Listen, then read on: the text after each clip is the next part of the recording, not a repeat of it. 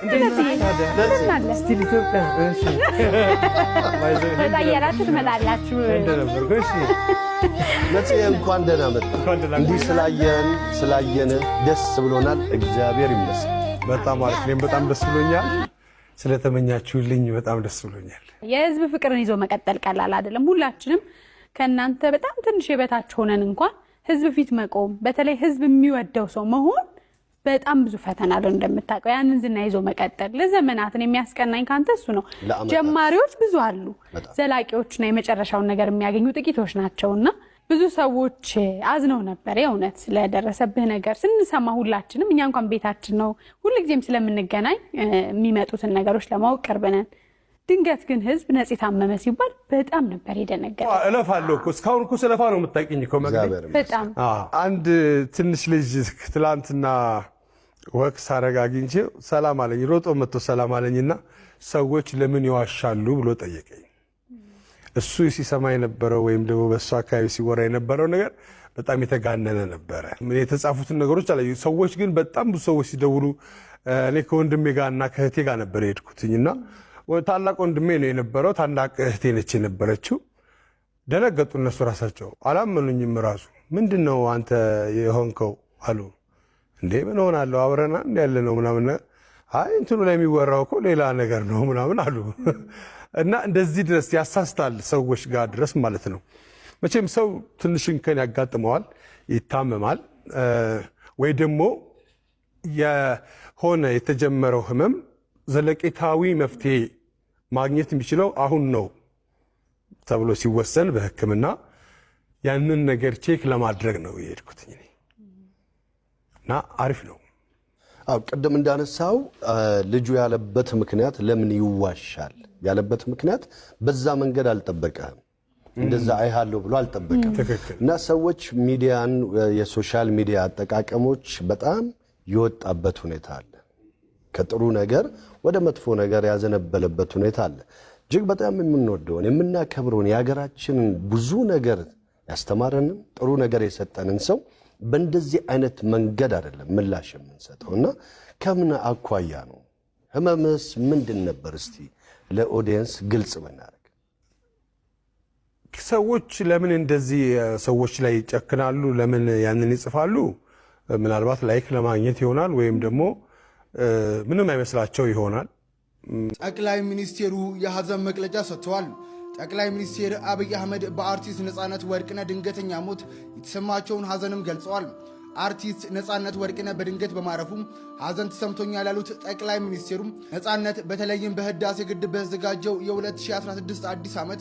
የመቀበያ ፕሮግራም የነበረው አስተዋጽኦ ሁሌም አስታውሳለሁ ሁላችንም አዲሱን ዓመት በደስታ እንድንቀበል አድርጎን ነበር በማለት ጠቅላይ ሚኒስቴሩ ለቤተሰቦቹና ለአድናቂዎቹ መጽናናትን ተመኝተዋል አርቲስት ነጻነት ወርቅነህ ባደረበት ድንገተኛ ህመም በዛሬው ዕለት ጥር 8 2018 ዓ.ም ከዚች ዓለም በሞት ተለይቷል ከኢትዮጵያ ኦርቶዶክስ ተዋሕዶ ቀኖና ውጪ በህገ ወጥ መንገድ የተመሰረተውና ራሱን መንበረ ሰላማ በማለት የሚጠራው አካል ከህወሓት ታጣቂዎች ጋር በመቀናጀት የኢትዮጵያ ኦርቶዶክስ ተዋሕዶ ቤተክርስቲያን ማህተምና የኢትዮጵያን ባንዲራ በማቃጠል የቤተክርስቲያን ቅርሳቅርሶችንና ገንዘብን በመዝረፍ እንዲሁም በነጻነት የማምለክ መብታችንን በመክፈፍ በማፈን በማሰር በመደብደብ ግፍና በደል እያደረሰብን ይገኛል ሲል የራያ ሀገረ ስብከት አስታወቀ። ዛሬ ከሰዓት አካባቢ ባወጣው መግለጫ ያለ የሌለውን ኃይሉን በመጠቀም በታቀደና በተደራጀ መልኩ በመዋቅራችን ላይ በካህናትና በህዝበ ክርስቲያኑ ላይ ከፍተኛ ግፍና በደል እያደረሰ ይገኛልን ብሏል። የኢትዮጵያ ኦርቶዶክስ ተዋሕዶ ቤተክርስቲያን በትግራይ በፌዴራል መንግስት መካከል ጦርነት በተደረገ ጊዜ በትግራይ ላይ የደረሰውን ውድመት አላወገዘችም በሚል ምክንያት በሃይማኖት ካባ በተሸፈኑ የጎሳ ፖለቲከኞች አማካኝነት ራሱን መንበረ ሰላማ ብሎ የተመሰረተ ህገ ወጥ ቡድን መሆኑንም አስታውሰዋል። ታዲያ በራያ ሀገረ ስብከት ስር የሚገኙትን አድባራትና ገዳማት በመንበረ ሰላማ ስር ለማስገባት በሚደረጉ ዘመቻ የወረዳ ቤተ ክህነት የሀገረ ስብከት የደብር አስተዳዳሪዎች የሰበካ ጉባኤ አባላትና ምዕመናን ላይ የአፈናና የእስር ሰለባ እንዲሆኑ አድርጓል ሲልም በመግለጫው ላይ አስታውቋል። ለወቅታዊና አዳዲስ መረጃዎች እናት መረጃን ላይክ ፎሎ ያድርጉ። ህይወቱ ያለፈን ሰው ሞት ማሳወቅ ያለበት ማን ነው? ህጉ ምን ይላል? እንዲቆያችሁ ጠበቃ ሰብለ አሰፋ ነኝ። እንግዲህ አስቀድሜ በወንድማችን ነጻነት ወርቅነህ ህልፈተ ህይወት የተሰማኝን ሐዘን ለሁላችሁም ለአድናቂዎቹም ለቤተሰቦቹም መግለጽ እፈልጋለሁ። እንግዲህ ከዚህ ጋር በተገናኘ ማንሳት የፈለግኩት አንድ ሰው በተደጋጋሚ የሚስተዋለው ነገር አንድ ሰው በድንገተኛ ህልፈት ወይም ደግሞ ታሞ በሆስፒታል በሚሞትበት ሰዓት ሞቱ አስቀድሞ በሌሎች ሰዎች በማህበራዊ ሚዲያ እየተገለጸ ቅርብ ቤተሰቦች ራሱ ከማህበራዊ ሚዲያ የሚረዱበትና ለብዙ የስነ ልቦና ስብራት የሚዳረጉበት ሁኔታ ለድንጋጤ የሚዳረጉበት ሁኔታ ነው ያለው። ይህም በተመለከተ እንግዲህ በ2017 የወጣ የወሳኝ ኩነትና የብሔራዊ መታወቂያ ማሻሻያ አዋጅ ቁጥር 1049 አለ። በዚህ አዋጅ መሰረት በተለይ ደግሞ በሆስፒታል የሞቱ ሰዎችን በሚመለከት ያ ሰው ህይወቱ ማለፉን በምን ምክንያት እንደሞተ የሞተበትን ሰዓት ምክንያት ገልጾ የመጻፍና የማሳወቅ ስልጣኑ የሆስፒታሉ ስለመሆኑ ያመለክታል። ያ ሆስፒታል መሞቱን ገልጾ የሞተበትን ምክንያት አሳውቆ የሚጽፈውን ሰርተፊኬት የሚሰጠው ደግሞ ለማን የሚለውን አስመልክቶ ሞትን የማስመዝገብ ስልጣን ላላቸው ቤተሰቦቹ ስለመሆኑ አመልክቷል። የአንድን ሰው ሞት በወሳኝ ኩነት የማስመዝገብ ግዴታው የማን የሚለው በተመለከተ በ2017 የወሳኝ ኩነትና የቤተሰብ ምዝገባ አዋጅ ቁጥር 1370 አለ። በዚህ አዋጅ መሰረት የሞተን ሰው በሆስፒታል የሞተን ሰው ህልፈተ ህይወት ምክንያቱን የሚጠቅሰውን ሰርተፊኬት የማስመዝገብ መብት ያላቸው አብረውት የሚኖሩ ቤተሰቦቹ ስለመሆኑ ተገልጿል። ከዚህ አንጻር በሆስፒታል ህይወቱ የተፈጠረ ሰውን አስመልክቶ ሞቱን የማሳወቅና የማረጋገጥ ስልጣኑ አስቀድሞ የሆስፒታሉ ነው። ሆስፒታሉ ያንን አብረውት ለሚኖሩ ቤተሰቦቹ ከገለጸ በኋላ ቤተሰቦቹ ሊያሳውቁ እንደሚገባ ተመልክቷል ማለት ነው። ከሞራልም አንጻር አንድ ሰው ህልፈተ ህይወቱን ቤተሰቡ ባላሳወቀበት ሁኔታ ቤተሰቡ በማህበራዊ ሚዲያ እንዲረዳውና ለከፍተኛ ድንጋጤ ልብ ስብራት እንዲዳረግ ማድረግ ተገቢ ባለመሆኑ ህጉም የሚደግፈው ባለመሆኑ ጥንቃቄ ማድረግ ይገባል። ይህንን ፖስት ኮፒ ሊንክ ሪፖስት አድርጉልኝ። አመሰግናለሁ። ይጾማልን ብላችሁ ለጠየቃችሁኝ ይህ ትምህርት ለሁሉም ይደርስ ዘንድ ሼር ኮፒ ሊንክ በማድረግ ጋድ አንድ ነው በማለት ጀምሩት። ከመለካውያን ትምህርትም የሚለይበትን የተጻፈውን ጽሑፍም እዚሁ ላይ ጨምሬ አያይዤላችኋለሁ። መጽሐፉ እንዲህ ነው የሚል በይረሙን ወይንም በአይሁድ ሰንበት ይላል ቃል በቃል ከጥሉላት ወይንም ከእንስሳት ተዋጽኦች ይከልከሉ ይላል። የአይሁድ ሰንበት የሚላት ቅዳሜን ነው። ጥምቀት ሰኞ ከሆነ ደግሞ በዕለተ ሰንበት፣ ሰንበት የሚላት እሁድን ነው። ከጥሉላት ወይንም ከእንስሳት ተዋጽኦች ይቆጠቡ ይላል። ከዚህ ውጭ አርብስ እስከ ምሽት እንጾማለንን የምትሉት አርብ ራሱን የቻለ ጾም ነው። አርብን እስከ ምሽት የምንጾመው ጥምቀት ቅዳሜ ከሆነ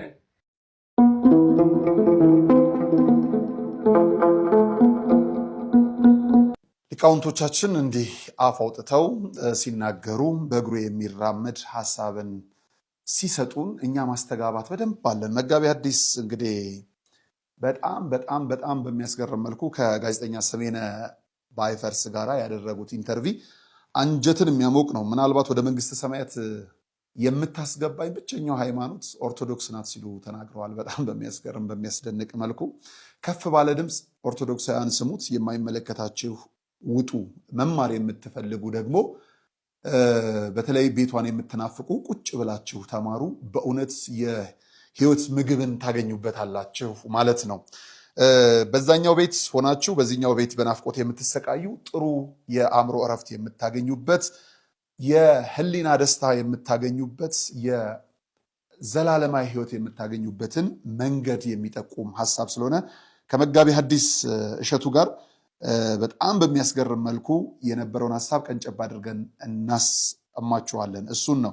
ከዛ ባለፈ ለምንድነው እሱ የተዋህዶን ቤት እንዲህ ፕሮሞት የምናደርገው ብለን ስናስብ በተለይም በስመ ክርስትና በአዳራሽ ውስጥ የሚደረጉ መጥፎ ሐሳቦች ከነዋይ ብልጽግና የዘለለ አይደለም። ታገኛለህ አታገኝም ከሚል ትንቢት ይወጣ አይደለም። አሁንማ በአዳራሽ ያሉት ነቢይነን ባይ ፓስተሮች ወደ አዳራሽ የሚመጣላቸው ሰዎች ሲያጡ በቤታቸውና ቲክቶክ በመጠቀም በዚች 3 ሰዓት ውስጥ ይሄ ይፈጸምልሃል፣ በዚህ 16 ሰዓት ውስጥ ይሄ ይሆንልሃል፣ በዚህ ወር ውስጥ ይሄ ይሆንልሃል እያሉ ዝም ብሎ ባዶ ተስፋ ለሞኝ ሰው የሚነገር ባዶ አዘል ንግግር መናገርን ጀምረዋል። እነዚህ የከሰሩ ፓስተር ነን ባዮች አንዳንዶቹ ማበጠሪያ ይዘው እንደዚሁ ፀጉራቸውን እያበጠሩ አንዳንዶቻቸው ስፖርት ቤት ገብተው እየተወጣጠሩ ነው የሚናገሩት። ይህ ህዝቤም እውቀት ከማጣት የተነሳ እንግዲህ እየተጃጃለው ይከተላቸዋል። አሜን ይላል። ምኑን አሜን እንደሚል አይታወቅም። በጣም በሚያስገርም በሚያስደንቅ መልኩ ወደ ስራ እየሄድክ ነው፣ ስራ ይባረክልህ፣ ጥሩ ነው፣ በጣም ጥሩ ነው። መንገድ ጀምረሃል፣ መንገድ ይጠርልህ፣ ጥሩ ነው። አትሊስት ቁጥባሃል፣ ይበርክትልህ፣ ሌላ ነገር ሊሆን ይችላል።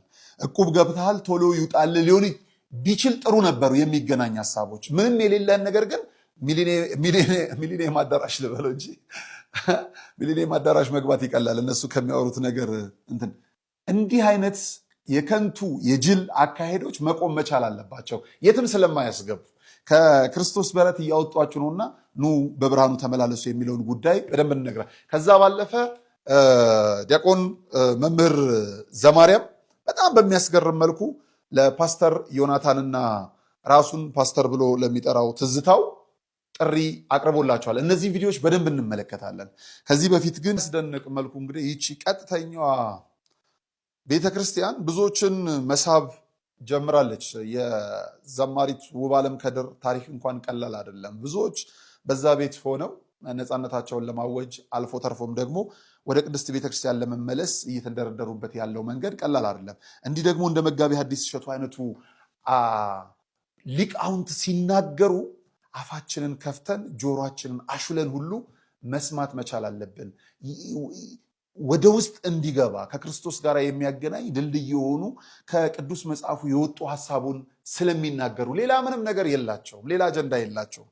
በጣም በሚያስገርም መልኩ በቀጥታ ከመንግስተ ሰማያት ልገባ የምችልባት እምነት ብትኖር ተዋህዶ ናት ብለዋል። እስቲ እንስማቸው በደንብ። ከኦርቶዶክስ ተዋህዶ ቤተክርስቲያን ውጭ መጽደቂያ መንገድ አለ ብዬ አላምንም። ብቸኛ ገነት የምገባባት ብዬ ሙጥኝ አድርጌ ያስኳት ኦርቶዶክሳዊ ተዋህዶ ቤተክርስቲያን ናት። ኦርቶዶክሳዊ ተዋህዶ ቤተክርስቲያን ደግሞ ዳቦውን ከነመሶቡ፣ ደመናውን ከነዝናቡ፣ ንጉሱን ከነሰራዊቱ፣ ዛፉን ከነቅርንጫፉ፣ አምላኪና ተመላኪ፣ ሰጭና ተቀባይ፣ ንጉስና ወታደር ሳይምታታባት ጠንቅቃ የኖረች ቤተክርስቲያን ናት። አሁንም ይህን ምናልባት እንደው ተባራሪ ጽሑፍ እያዩ ተባራሪ ወሬ እየሰሙ ቤተክርስቲያን እንዴት ትላለች እንደዛ ትላለች የሚሉ ሰዎች ካሉ እነሱ አያገባኝም። እኔ የምናገረው ያመንኩትን ያወቅኩትን የጠነቀቅኩትን ነው። ከእምነት ወደ እምነት የሚሄዱ ሰዎች ለምሳሌ አንተ ምሳሌ ኢየሱስ ክርስቶስ አንድ አካል አንድ ባህሪ ብለን ነው የምናምነው እኛ። አንድ ከኦርቶዶክስ ተዋህዶ ቤተክርስቲያን የወጣ ሰው ነው ሲከራከሩ ክርስቶስ ሁለት ባህሪ ነው ብሎ ይናገራል። እሱ የገባበት እምነት እንደዛ ብሎ ያምንም እኮ እምነቱን የገባበትን እምነት እንኳን ስራዬ ብሎ ያምንም። እዚህ ሀገር ምን አልታዘብክም? አንዳንድ ጊዜ ከአንዱ ፓርቲ ወደ አንዱ ፓርቲ የሚሄዱ ሰዎች የሄዱበትን ፓርቲ ከማገልገል ይልቅ የወጡበትን ፓርቲ ማንቋሸሽ፣ ይሄ የተስፋ መቁረጥና የመወዳደር ስሜቱ ሙቶበታል ማለት ነው። አንተ ለምሳሌ ኦርቶዶክስ ተዋህዶ ሃይማኖት አይሆነኝም በቃ ይሄኛው አያድነኝም ብለህ ፕሮቴስታንት መሆን ትችላለህ፣ ሙስሊም መሆን ትችላለህ። እዛ እጂ ማገልገል ነው። እዛ ሄደህ የሄድክበትን ዓላማ ማሳካት እንጂ እዛ ሄደህ የወጣህበትን መሳደብ እኔ እንደው ስድቡ ሲፈለቀቅ ውስጡ ለምን ወጣው ምን አቀበጠኝ ለምን አርፌ ያለቀመጥም ነበር የሚል እሽጉን ስቀድ ቁጭት ነው የሚታየኝ።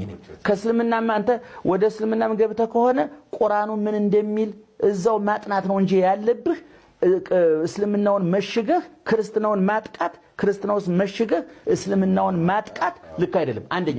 ሁለተኛ ከኦርቶዶክስ ተዋህዶ ቤተክርስቲያን ወጥተህ ሌላ እምነት ስትገባ የገባህበትን እምነት ስልጠና አይሰጥም ወይ? ኢየሱስ ክርስቶስ እያስተማረ እኮ ሐዲስ ኪዳን እኮ 3 ዓመት ከ3 ወር ነው እኮ የፈጀው ትምህርቱ። ሐዋርያት ክርስቶስ እያስተማረ ሐዋርያት እየተማሩ ለዛውም የክርስቶስ ትምህርት በቃልም በተግባርም የታገዘ እኔ ሕይወት እንጀራ ነኝ ብሎ እንጀራ እያበረከተ፣ እኔ ዓለም ብርሃን ነኝ ብሎ አይን እያበራ፣ እኔ ትንሣኤና ሕይወት ነኝ ብሎ ሙት እያስነሳ እዛው እያሳየ በተግባር እንኳን ቃሉን በተግባር እያሳየ እንኳን በቃልና በተግባር የታገዘ ትምህርት እየሰጠ 3 ዓመት ነው የፈጀው። ዛሬ ከአንዱ እምነት ወደ አንድ እምነት የሚሄዱ ሰዎች እዚህ ያለውን እምነት በመሳደብ እልህኝነት ለድህነት ከምንጨነቀው ይልቅ ድህነቱ አስጨንቆናል። በአሁኑ ጊዜ ድህነት በጣም መቼም እኔ ከዚህ በፊት እንደተናገርኩት የዚህ ሀገር ችግር በሁለት ባልና ሚስቶች የተፈጠረ ነው ብዬ ነው የማስበው። አቶ ድህነትና ወይዘሮ መሀይምነት ተጋብተው የወለዱት ችግር ነው ብዬ ነው የማስበው። የኛ ሀገር ችግር ቲክቶክ ላይ ብትለው ዩቲዩብ ላይ ብትለው በሌሎች ሚዲያዎች ላይ የዚህ ሁሉ ችግራችን መነሻና መድረሻ ማዕከሉ ድህነታችን ነው። እኔ አሁን በቀደም ስንወያይ ፈረንጆቹ ይህን እልሃቸውን እውነቱን እርግፍ አድርገው የሃይማኖትን ጉዳይ እርግፍ አድርገው ትተውታል። ዛሬ ታውቃለህ ክርስትና አውሮፓ የገጠመው መከራ ዛሬ በምዕራቡ ዓለም ክርስትና ሙቶ ተቀብሯል። እውነቱን ለመናገር እነሱ በሂውማኒቲ ተከተውታል፣ በሌላ ነገር ተከተውታል። ክርስትና ሙቷል። አፍሪካ ውስጥ ግን ዛሬ እንደ አዲስ እያገረሸ ስለሆነ ክርስትናውን በክርስትና ከመዳን ይልቅ በክርስትና መተዳደን፣ ማደን፣ ሌላውን ማደን፣ ማጥቃት፣ ማዋረድ፣ ማሳፈር፣ አንዱ እምነት ውስጥ ሌላውን እምነት መሳደብ ይሄ በእውነት እንደ ሰው ነውር ነው፣ እንደ ሕግ ወንጀል ነው፣ እንደ ሃይማኖት ኃጢአት ነው። ምንም የምለው ነገር የለም። እልፍ እላለሁ። ለምንድን ነው ይሄንን ያሉት ብለን ስናስብ